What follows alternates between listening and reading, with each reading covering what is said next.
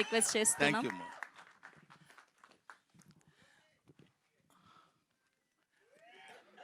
ఎవరో అక్కడి నుంచి గురూజీ అన్నారు.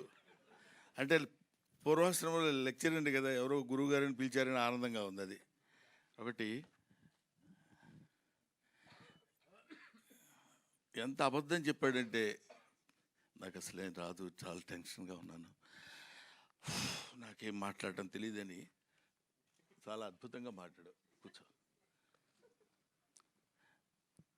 ఈ సినిమా గురించి చెప్పాలంటే ఇప్పుడు వీళ్ళందరూ చెప్పింది చాలా తక్కువైన main pillar of this film is Rahul Yadav. నేను కిషోర్ గురించి మాట్లాడితే బాగుండదు, కానీ కిషోరు కొన్ని షార్ట్లోనే నవ్వు వచ్చేది.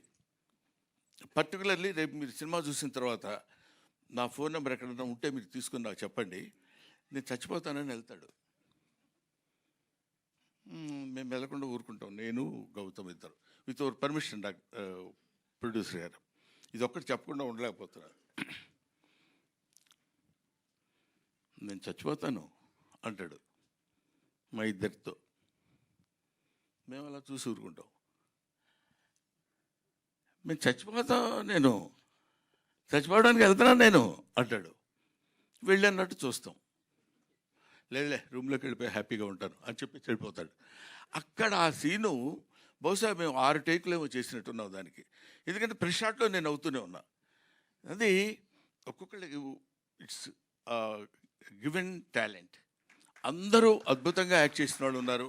ఇలాగా నాకు నా పక్కన నా లెగసీ కంటిన్యూ చేసే కమెడియన్స్ ఇలాంటి వాళ్ళల్లో మిస్టర్ కిషోర్ నాకు చాలా ఆనందంగా ఉంది. కిషోర్తో నేను ఇలా మాట్లాడటం నాకు ఎంతో గర్వంగా ఉంది. ఎందుకో తెలుసా, ఒకప్పుడు ఇతను నా డైరెక్టరు, ఇప్పుడు ఎందుకు కాబట్టి తనతో కలిసి యాక్ట్ చేయడం.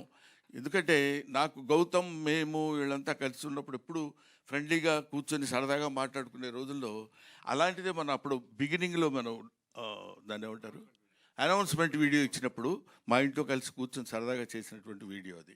ఇందులో చాలామంది యాక్టర్స్ ఉన్నారు. ఆయన దయాకర్ గారు, దయానంద్ గారు, దయ ఉంది కామన్గా, ఆనందం అయితే ఏంటి, కరుడు అయితే ఉంది.